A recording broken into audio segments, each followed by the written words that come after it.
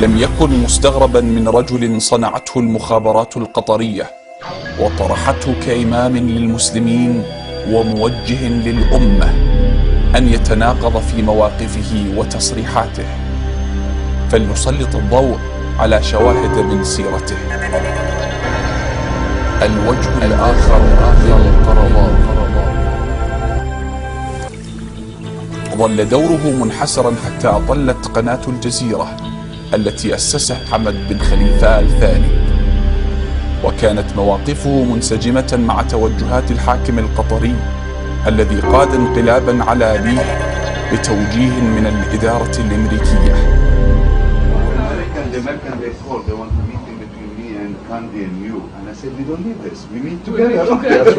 فبينما كانت قطر تتودد إلى إسرائيل جهارا نهارا، كان القرضاوي ومن على أراضيها يدعي وقوفه مع المظلومين الفلسطينيين.